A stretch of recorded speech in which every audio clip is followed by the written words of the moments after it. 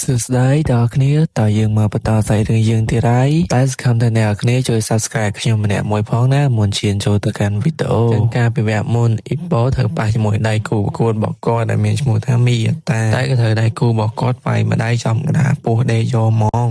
តែពេលហ្នឹងអត់បានធ្វើអ៊ីប៉ូចោះចាយនោះទេគាត់បានងើបមកវិញហើយព្យាយាមតតាំងជាមួយនឹងមីយ៉ាតាទៀតប៉ុន្តែចាយដនអីត្រូវមីយ៉ាតាដាក់បន្ថែមទៀតទៅកាន់ក្បាលពោះរបស់គាត់ហ្នឹងអ៊ុយចុកមែនតែនប៉ុន្តែនៅពេលហ្នឹងធ្វើឲ្យអ្នកមើលមិនគួរជឿសូម្បីតែមីយ៉ាតាដែលគូប្រកួតរបស់គាត់ហ្នឹងក៏មិនគួរជឿដែរអ៊ីប៉ូត្រូវគេវាយប្រមាណដៃហើយឡើងទក់សាច់យកហ្មងប៉ុន្តែនៅតែអត់ដួលអញ្ចឹងឯងគាត់នៅតែអាចចោតតាំងបានជាមួយនឹងមីយ៉ាតាទៀតនៅពេលនោះមីយ៉ាតាស្ទើរតែវាយអ៊ីប៉ូចំកណ្ដាលមុខហើយប៉ុន្តែសម្លេងជួងក៏បានពលឺឡើងហើយមីយ៉ាតាគឺត្រូវឈប់ធ្វើណាមកអ៊ីប៉ូគ្មានទេស្លាប់កន្លែងនឹងយកហើយលុះពេលដែលចប់តើកាតាមូរ៉ាក៏បានប្រាប់ទៅកាន់អ៊ីប៉ូថាហេតុអ្វីបានជាឯងបន្តដែរពេលហ្នឹងអ៊ីប៉ូបានប្រាប់ទៅកាន់កាតាមូរ៉ាវិញថាពេលនេះគឺគាត់មានជំនឿចិត្តច្រើនជាងមុនហើយដោយសារតែពីមុនគាត់ត្រូវបានគេវាយទៅបានមិនហ៊ានសូម្បីតែងើបតទល់ជាមួយនឹងគេផងប៉ុន្តែឥឡូវហ្នឹងគាត់ហ៊ានងើបឈរនិងតតាំងជាមួយនឹងគេតែនេះគឺជាកម្លាំងចិត្តមួយដែលបានប្រាប់គាត់ថាពេលនេះគឺគាត់បានក្លាយជាមនុស្សថ្មីម្នាក់ហើយពេលហ្នឹងកាតាមូរ៉ាបានប្រាប់ទេថា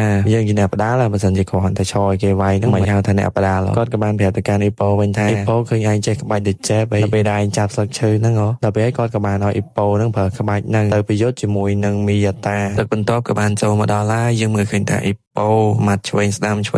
ទៅថាអ្វីដែលកាតាមូរ៉ាបានប្រាប់គាត់សូម្បីតែអ្នកមើលពេលនេះក៏គិតថាវ៉ាវអ៊ីប៉ូហ្នឹងថាមិនជាអ្នកថ្មីសោះណាក្បាច់ហ្នឹងដែរនៅពេលនោះយើងឃើញថាអ៊ីប៉ូងាម្ដាយមកទៅហឹងអីហ្នឹងស្មានតែគាត់ដាក់អាពេលហ្នឹងចំម្ដាយកណ្ដាលមុខអីប៉ុន្តែក៏ប៉ិតទៅគាត់វាយគេខុសសោះហើយក៏បានធ្វើឲ្យគាត់ដួលទៅគាត់មើលទៀតការប្រកួតគឺកាន់តែល្អមើលទៀតហើយទោះបីជាពេលនេះអ៊ីប៉ូអាចវាយការពារខ្លួនបានក៏ប៉ិតមែនប៉ុន្តែគាត់គិតថាបានមីយ៉ាតាម៉ាត់យកតដែរហ្នឹងហើយពេលមួយនោះអ៊ីប៉ូបានងាម្ដាយមកតំហឹងពេលនឹងវាយមីយ៉ាតាម្ដាយហើយប៉ុន្តែបានប៉ិតទៅគាត់វាយខុសសយើងឃើញថានៅទឹកបន្ទាប់មីយ៉ាតានៅតែបន្តមានព្រៀបទៅកាន់អ៊ីប៉ូនិងបានវាយរហូតដល់អ៊ីប៉ូហ្នឹងឡើងដេក 4-5 ដងហើយប៉ុន្តែគាត់នៅតែអាចងើបបានធ្វើឲ្យអ្នកទស្សនាសូម្បីតែដៃគូប្រកួតរបស់គាត់មីយ៉ាតាហ្នឹងក៏ភ្ញាក់ផ្អើលផងដែរមីយ៉ាតាក៏បានលួចគិតក្នុងចិត្តដែរថាជាធម្មតាអ្នកដែលត្រូវគាត់វាយតែប៉ុណ្្នឹងដឹងតែស្លាប់ហប់ដល់100ទៅក៏អត់ងើបដែរប៉ុន្តែអ៊ីប៉ូខុសពីគេនិយាយទៅគាត់ខ្លាំងហ្មងប៉ុន្តែចុងក្រោយអ្នកដែលឈ្នះហ្នឹងគឺនៅតែមីយ៉ាតាដដែលហ្នឹងហើយអ៊ីប៉ូក៏បានចាញ់នៅក្នុងការប្រកួតនោះទៅបន្ទាប់ពីចាញ់ការប្រកួតធ្វើឲ្យអ៊ីប៉ូគាត់ភ័យមែនតើដោយសារតែគាត់គិតថា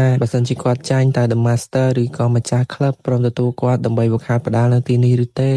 នៅពេលហ្នឹងយើងបានឃើញកាតាមូរ៉ាបានដើរទៅសួរលោកតាម្ចាស់ក្លឹបដោយគាត់និយាយថាតើលោកបានឃើញពីការប្រកួតមិញហើយមែនអត់នៅពេលនោះលោកតាម្ចាស់ក្លឹបបានទៅសារទៅកាន់កាតាមូរ៉ាថាអាចរកបានក្មេងដែលមានការតាំងចិត្តខ្ពស់ទោះបីជាមីយ៉ាតាព្យាយាមវាយទៅកាន់អ៊ីប៉ូមិនក៏ដោយក៏អ៊ីប៉ូហ្នឹងអត់ដួលផងដែរដែលធ្វើឲ្យលោកតាម្ចាស់ក្លឹបហ្នឹងស្ងាយសរសើរទៅកាន់អ៊ីប៉ូជាខ្លាំងហើយក៏បានប្រាប់ទៅកាន់កាតាមូរ៉ាហ្នឹងឲ្យទៅប្រាប់អ៊ីប៉ូទៅថាពេលនេះអ៊ីប៉ូហ្នឹងគឺគាត់ជាប់ហើយក៏មានឈ្មោះក្លាយជាកីឡាករផ្ដាល់នៅក្នុងក្លឹបមួយនេះផងដែរបន្តមកទៀតលោកគ្រូកាតាមូរ៉ាក៏បានដើរទៅប្រាប់អ៊ីប៉ូថាពេលនេះឯងគឺជាប់នៅក្នុងការប្រកួតហើយឯងមានសិទ្ធិនៅក្នុងការចូលវឹកហាត់នៅក្នុងក្លឹបនេះផងដែរដែលធ្វើឲ្យអ៊ីប៉ូហ្នឹងគឺសប្បាយចិត្តយកតែមែនតែនហ្មងចំណែកសាច់រឿងរបស់យើងនៅភាគនេះក៏ចប់ផងដែរអញ្ចឹងអរគុណដល់អ្នកគ្នាមែនតើដែលតាមដានទស្សនានៅសាច់រឿងមួយនេះហើយកុំភ្លេចជួយនៅក្នុងការ Subscribe ឲ្យ Channel របស់ខ្ញុំម្នាក់មួយផងណាអរគុណដល់អ្នកគ្នា